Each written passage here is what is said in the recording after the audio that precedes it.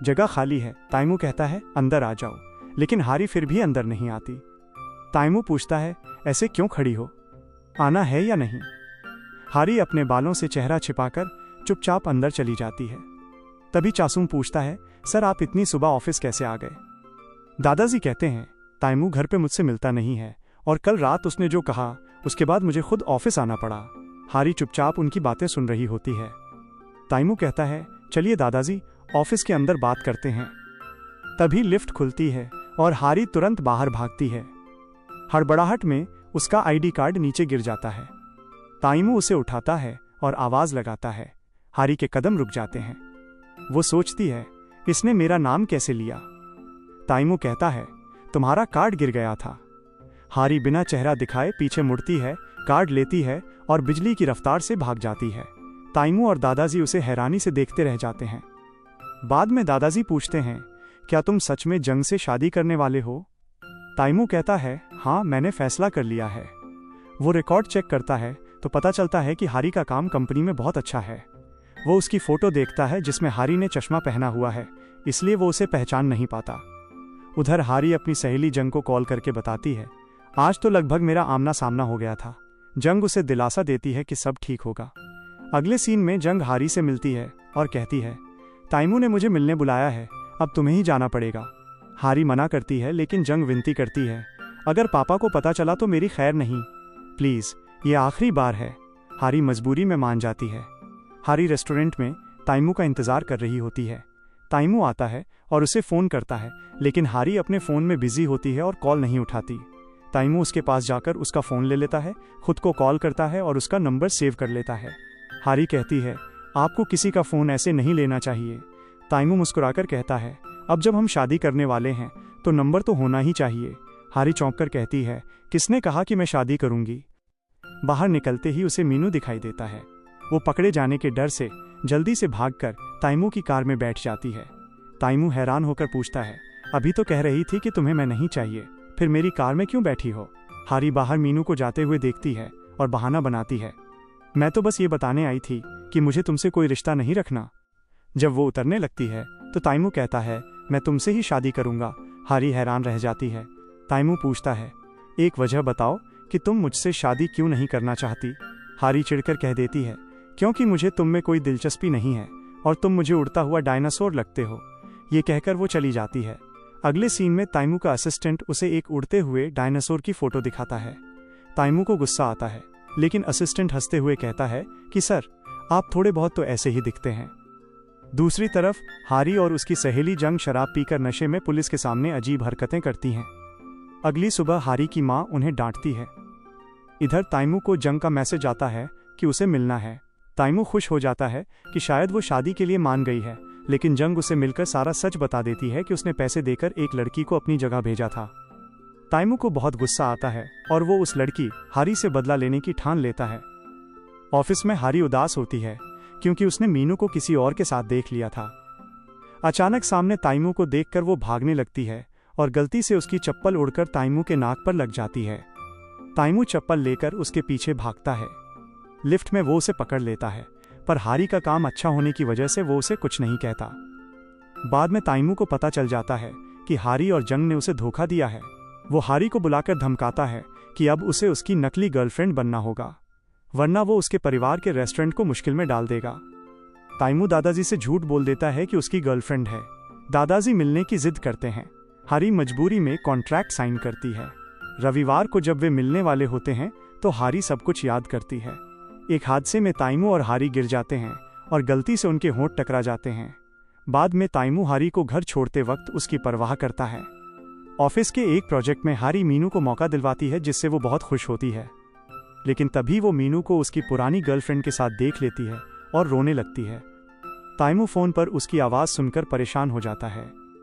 अगले दिन ताइमू हारी को दादाजी से मिलवाने ले जाता है। दादाजी को हारी बहुत पसंद आती है। डेट के दौरान हारी भावुक हो जाती है और ताइमू उसे अपना रुमाल देता है। अगली सुबह हारी की आंख सूज जाती है। वो ऑफिस में पट्टी लगाकर जाती है, पर ताइमू उसे पहचान नहीं पाता। ताइमू को दादाजी जबरदस्ती एनिवर्सरी डेट पर जाने को कहते हैं। हारी शूटिंग के दौरान दादाजी से बचने की कोशिश करती है, पर बाथरूम में एक हादसा हो जाता है जिससे दादाजी टब में गिर जाते हैं और हारी से चिढ़ जाते हैं। बाद में ताइमू हारी के लिए आंख की दवाई लाता है जिससे हारी को खुशी होती है। ताइमू उसे एक शॉपिंग मॉल ले जाता है और एक महंगी ड्रेस दिलाता है। हारी आईने में खुद को देखती है और सोचती है कि ये सब कितना बदल गया है। रेस्टोरेंट में हारी की ड्रेस पीछे से फट जाती है। ताइमू उसके पीछे खड़ा हो जाता है ताकि कोई देख न पाए। बाहर निकलते ही उसकी सैंडल निकल जाती है। ताइमू उसे पहनाता है। हारी घर लौटती है और ताइमू के साथ वाली फोटो देखकर मुस्कुराती है। तभी ताइमू को हारी का असली पर्स मिल जाता है जिसमें उसकी असली फोटो होती है। ताइमू को सारा सच पता चल जाता है। अगले दिन ताइमू ऑफिस में हारी को परेशान करता है और उसके डम्पलिंग्स बार बार रिजेक्ट करता है।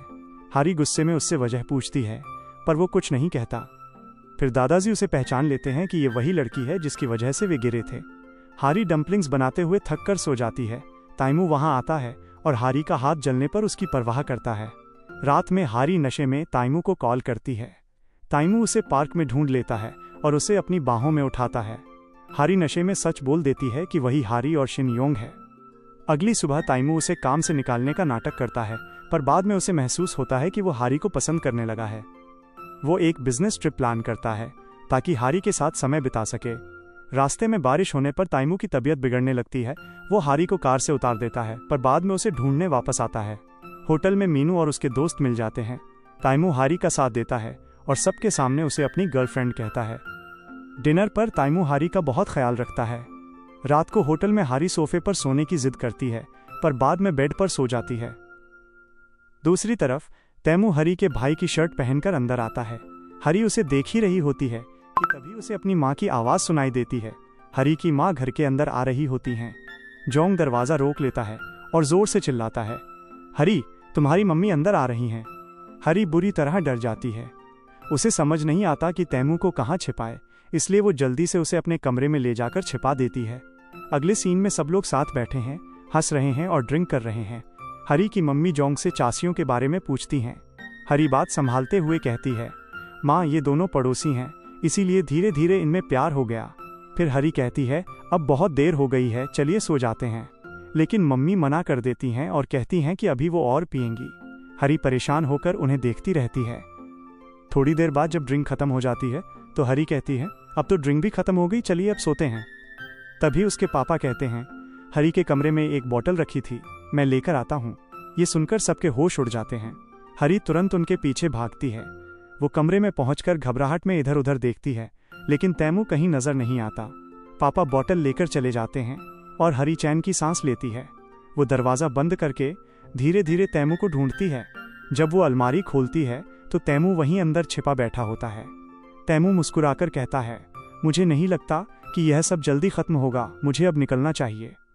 हरी खिड़की की तरफ इशारा करती है लेकिन तैमू नीचे झांककर कहता है, अगर मैं यहाँ से कूदा तो सीधा मर जाऊंगा। हरी भी हंसते हुए कहती है, मैं भी यही सोच रही थी। फिर वो उसे धीरे से बाहर निकालती है। जैसे ही पापा किचन की तरफ जाते हैं, जोंग हरी को इशारा करता है। हरी मौका पाकर तैमू को बाहर भेज देती है और खुद भी उसके पीछे चली जाती है। पापा पूछते हैं, हरी कहाँ गई? तो जोंग झूठ बोल देता है कि वो ड्रिंक लेने गई है। बाहर आकर दोनों राहत महसूस करते हैं। तैमू कहता है, मुझे लगता है अब मुझे तुम्हारे मम्मी पापा से मिलकर खुद का सही परिचय, इंट्रोडक्शन देना चाहिए। वे बात कर ही रहे होते हैं कि हरी का भाई आ जाता है। दोनों जल्दी से कार के पीछे छिप जाते हैं। भाई कार देखकर बहुत खुश होता है और उसे चारों तरफ से देखने लगता है। तभी उसकी नज़र हरी और तैमू पर पड़ती है। वो चौंक कर पूछता है, ये कौन है और इसने मेरी शर्ट क्यों पहनी है? हरी झट से कहती है, ये मेरी कंपनी के प्रेसिडेंट हैं। भाई हक्का बक्का रह जाता है और फिर मुस्कुराकर सोचता है, इसका मतलब ये तो मेरे जीजाजी हैं।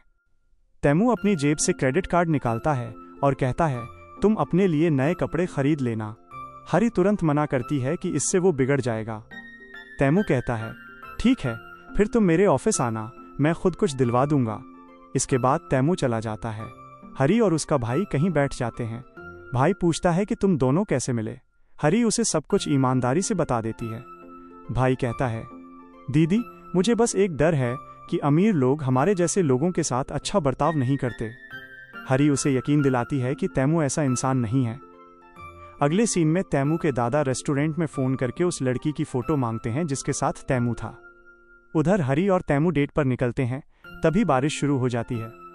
हरी कहती है, मुझे पता है तुम्हें बारिश पसंद नहीं, पर मुझे बहुत अच्छी लगती है। अगर तुम चाहो तो हम डेट जारी रख सकते हैं। तैमू मान जाता है। फिर वे ट्रेन में होते हैं, जहां भीड़ की वजह से तैमू हरी के करीब आ जाता है। दोनों एक फूलों की दुकान जाते हैं और फिर रेस्टोरेंट में खाना खाते हैं। हरी कहती है, यहाँ बिजनेस की नहीं, खाने की बातें करो। तभी दादाजी को रेस्टोरेंट से फोटो मिलती है और वो ये देखकर चौंक जाते हैं कि शिनग्यूंग और हरी एक ही लड़की है। उधर रेस्टोरेंट में हरी खिड़की के पास बैठ जाती है ताकि तैमू को बारिश न देखनी पड़े, क्योंकि उसे बारिश से डर लगता है। तैमू यह देखकर खुश होता है कि हरी उसका इतना ख्याल रखती है, कहती है कि उसे जोंग से मिलना है और वो चली जाती है। अगले सीन में हरी दादाजी से मिलती है। दादाजी उसे फोटो दिखाते हैं। हरी सच बता देती है कि ये रिश्ता शुरू में नकली था। दादाजी बहुत गुस्सा होते हैं और कहते हैं, अब तुम मेरे पोते से नहीं मिलोगी। तभी खबर आती है कि तैमू का एक्सीडेंट हो गया है। और इसी एंडिंग के साथ इस के ड्रामा के 2 एपिसोड्स की कहानी यहीं पर खत्म हो जाती है।